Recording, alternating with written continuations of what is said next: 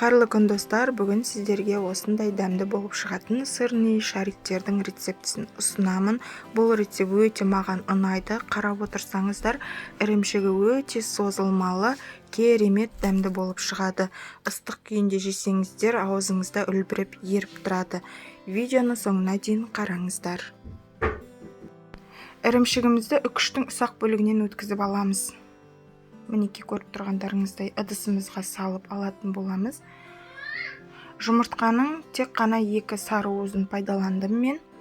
100 грамм ірімшікте 1 сары уыз, яғни мен 200 граммдай жаңағы ірімшік пайдаланып жатырмын, сондықтан 2 сары уыз қостым. Ұнды да қосып, жақсылап біркелкі болғанша араластырып аламыз. Мінеки барлығы қарасаңыздар бірікті. Енді осы біріккен ірімшіктен жаңағы дөңгелек пішінді келтіріп алатын боламыз. Өзіңізге қажетті мөлшерді алып аласыз, үлкен мейлі кіші болсын. Осындай орташа көлемді алатын боламын. Жақсылап басында 1-2 рет қысып жіберетін боламын.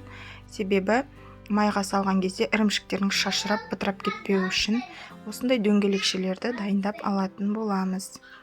Жасалу жолы оңай, керемет болып шығатын рецепт, пайдаланып көріңіздер.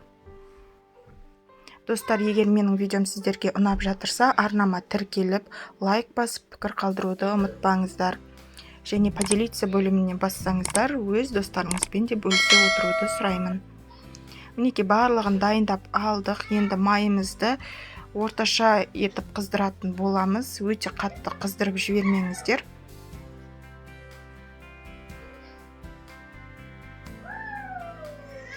Қызған майда 3-4 данадан салып пісіретін боламыз. Арасын алшақ қою қажет, бір-біріне жақын тұрса, ол жабысып қалады майға түскеннен кейін. Сондықтан бөлек-бөлек осындай етіп араластыра отырып пісіріп аласыздар. Барлығын осылай пісіріп алатын боламын. Бұл жерде ескеретін жайт, сіздің табаңыз асты қалың болу қажет. Егер жұқа болатын болса, ірімшігіңіз тез жабысып қалатын болады. Осылай алшақ, бір-бірінен алшақ орналастыра отырып, айналдыра отырып, барлығын пісіріп аламыз.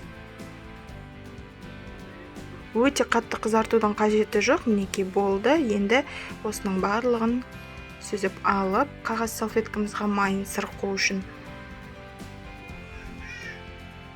бөлек алатын боламыз. Мінеки осындай сырный шариктер дайын болды. Өте жаңағы хрустящий деп айтамыз ғой, корочкасы.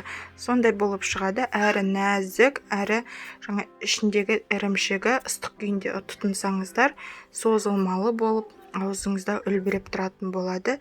Сіздерге жасап көруге кеңес беремін. Достар, егер менің видеом ұнап жатырса, арнама тіркеліп, лайк басып, пікір қалдыруды ұмытпаңыздар. Сіздермен болған Замира. Астарыңыз дәмді болсын.